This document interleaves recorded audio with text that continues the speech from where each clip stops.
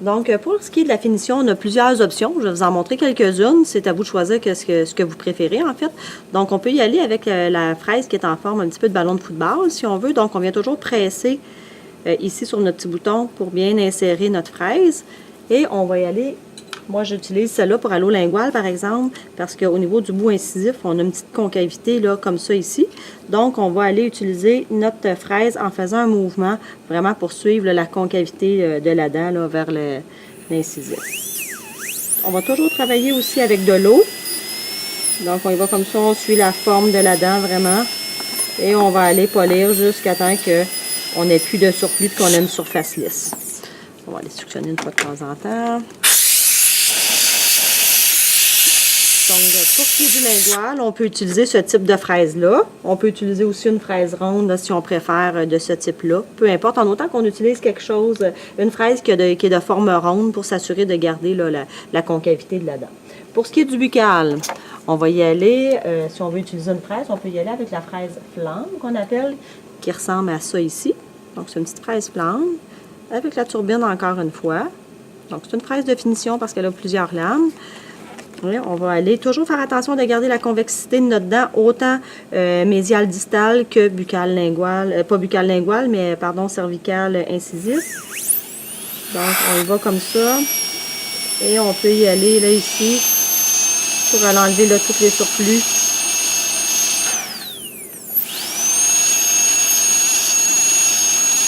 Et on peut aller la rendre notre restauration la plus lisse possible. C'est une option qu'on peut utiliser.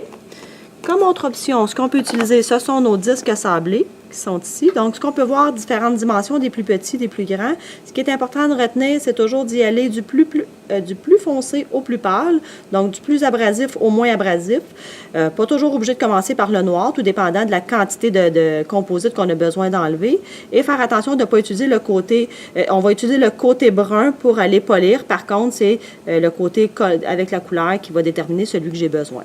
Donc, si j'ai besoin d'enlever plus de composite, je vais y aller avec mon plus foncé. On va aller installer sur notre... Attends un petit peu, je vais juste aller... Sur notre tourlant.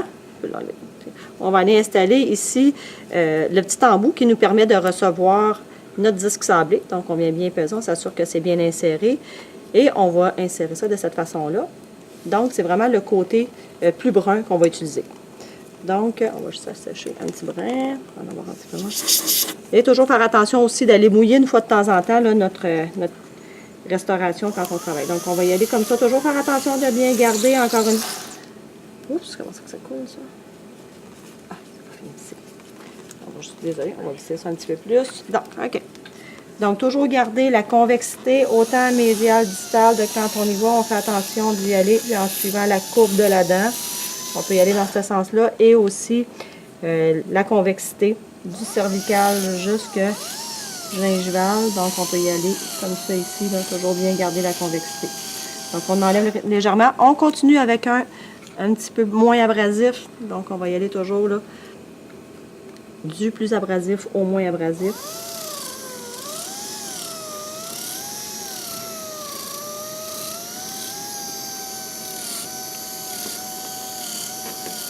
Et voilà, on continue comme ça. Donc, c'est une option. On pourrait continuer de cette façon-là.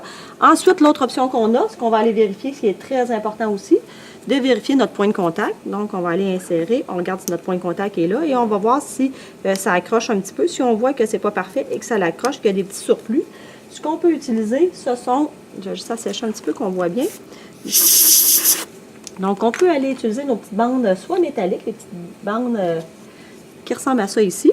Donc, différents degrés d'abrasivité. On peut utiliser des bandes sablées qui sont plus en plastique. Donc, on a un côté en plein centre, pardon, ici on a une partie qui est non abrasive, avec une partie plus abrasive, toujours le plus foncé, et le plus pâle, un petit peu moins abrasif. Donc, quand je vais insérer entre mes dents, toujours utiliser la portion qui est non abrasive ici. Et je vais faire un beau C au pourtour de ma dent. Et je peux aller enlever ce que j'ai de surplus, par exemple, comme ici, là, au niveau de ma paroi cervicale. Donc, je peux aller faire un petit mouvement de va-et-vient ici, là, pour aller enlever ce que j'ai de trop dans l'autre sens. Donc, on va y aller comme ça et on peut enlever ce qu'on a de trop. On peut y aller. Si le surplus est un petit peu plus important, on peut y aller avec les bandes métalliques qui vont en enlever plus à la fois. Donc, je peux y aller avec les bandes métalliques. Toujours m'assurer de faire un bossé pour garder la forme arrondie de la dent.